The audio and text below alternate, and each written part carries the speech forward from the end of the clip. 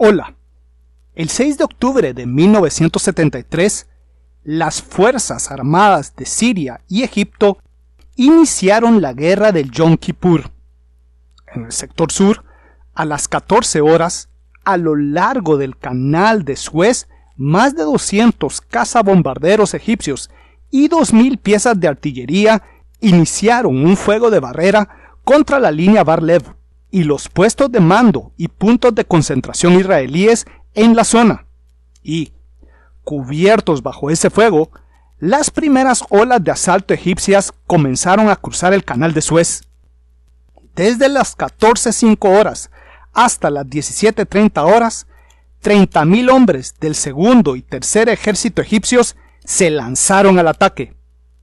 Muchos de ellos se lanzaron contra las fortificaciones israelíes, pero muchos otros se lanzaron tierra adentro para expandir sus cabezas de puente, y en el canal, sus unidades de ingenieros se lanzaron a la tarea de tender puentes y establecer puntos de cruce.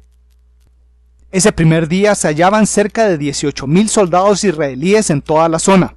Algunos miles de ellos se hallaban en los 16 fuertes de la línea Bar-Lev, y también cerca del frente se hallaban 2 de las 3 brigadas blindadas de la 162 División Acorazada israelí. Pero solo una de esas brigadas, con cerca de un centenar de tanques, estaba ante el canal. La otra brigada era la reserva inmediata, y la tercera estaba a un día del frente. En las primeras horas del combate, la infantería israelí y la brigada blindada opusieron una feroz resistencia, pero no fueron suficientes para detener a las fuerzas de asalto.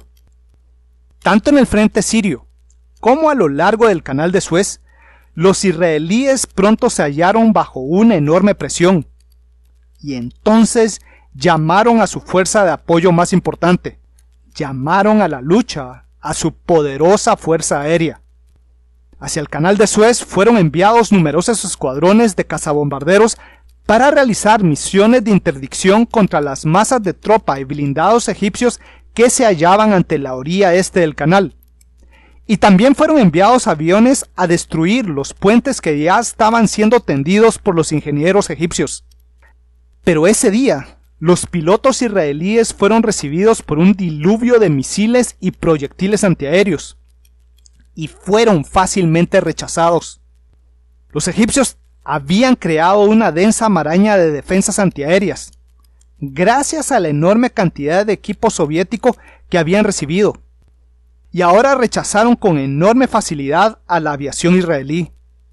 Y así, gracias a esa cortina de protección, 4 horas más tarde, varios puentes ya estaban operativos, y a las 20:30 horas, los primeros tanques egipcios comenzaron a cruzar.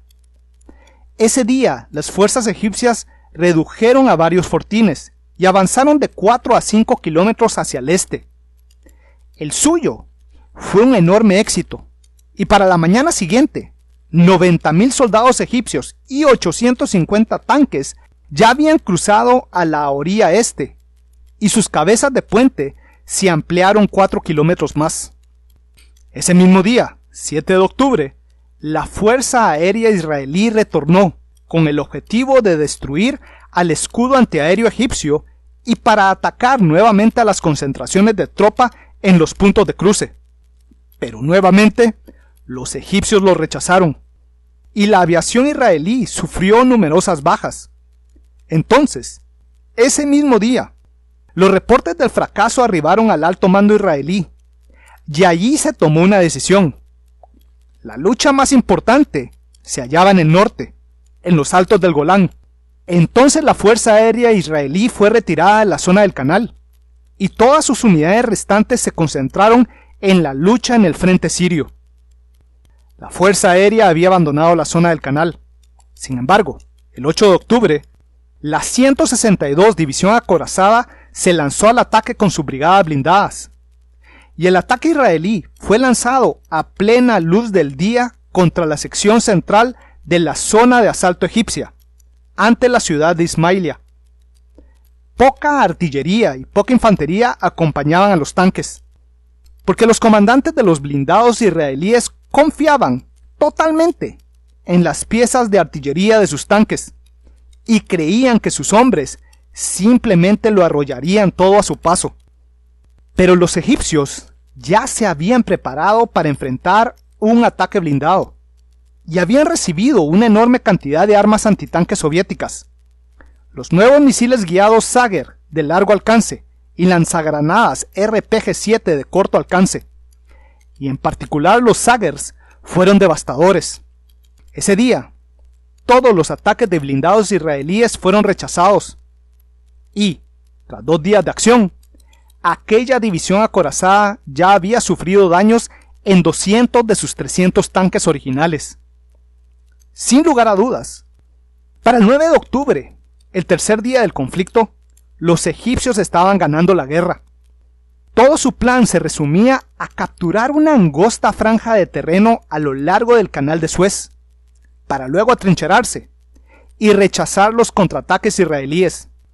Y precisamente, primero los egipcios rechazaron a la aviación israelí gracias a sus armas antiaéreas, y luego derrotaron a los blindados israelíes con infantería equipada con armas antitanque.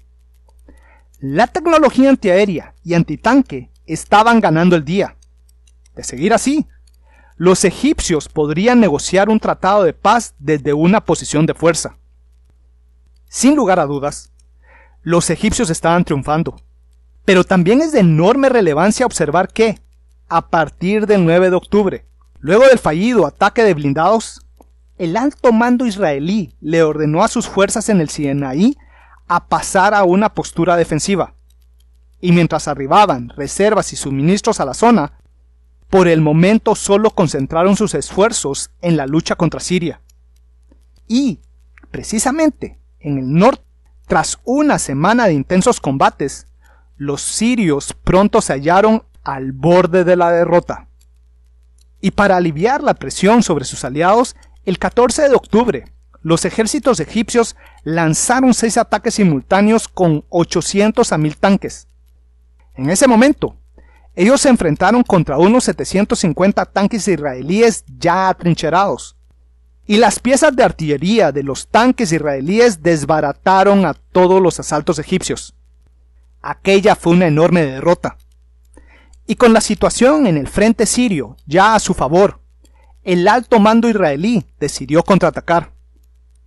En la noche del 15 de octubre, para evitar a las peligrosas armas antitanque egipcias, la 143 División Acorazada, reforzada con una brigada de paracaidistas, perforó el flanco sur del segundo ejército egipcio y cruzó el canal de Suez. Y ya en las primeras horas de la mañana, unidades blindadas y motorizadas israelíes atacaron la retaguardia egipcia, dando prioridad a destruir a las baterías de misiles antiaéreos, y así abrieron un agujero en la cobertura de defensa antiaérea egipcia. Y, en ese momento, porque los sirios ya no eran una amenaza, el grueso de la fuerza aérea israelí fue lanzada al ataque, causando daños a convoyes, concentración de vehículos y aeródromos. Mientras tanto, ese mismo día 16, los egipcios contraatacaron. Su 21ª División Acorazada atacó desde el norte, mientras que los tanques T-62 de la 25ª Brigada Acorazada atacaron desde el sur. Pero ambos asaltos blindados fueron rechazados. Luego de esa victoria, del 16 al 22 de octubre, por 6 días, unidades de la 143 Acorazada avanzaron hacia el norte, rumbo hacia la ciudad de Ismailia, porque la captura de esa ciudad cortaría las líneas de suministro para la mayor parte del segundo ejército egipcio. Ese asalto ganó algo de terreno, pero la lucha en ese sector fue de asaltos directos.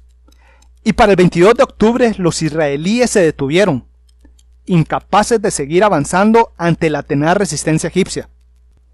Pero la importancia de la acción de la 143 Acorazada es que esa división cubrió el avance de la 162 y la 252 divisiones acorazadas.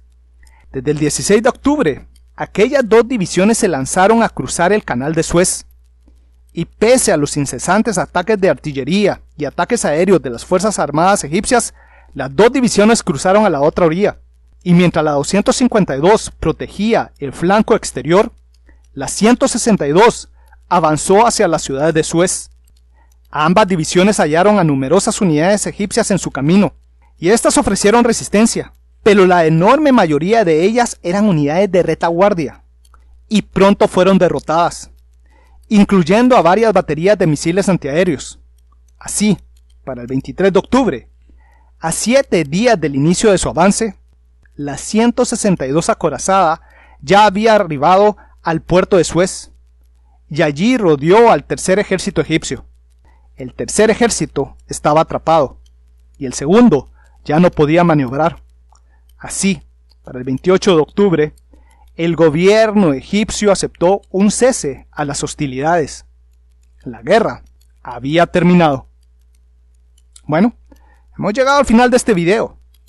En los primeros 3 días de la guerra, las Fuerzas Armadas egipcias ejecutaron, magistralmente, un asalto al estilo de la Primera Guerra Mundial. A cubierto de un poderoso fuego de barrera, la infantería egipcia realizó una penetración poco profunda del territorio controlado por los israelíes. Y tras solo 2 días de exitosos avances, los egipcios se detuvieron, se atrincheraron y lograron derrotar, sin mucha dificultad, a los contraataques aéreos y terrestres israelíes de los primeros días de la guerra.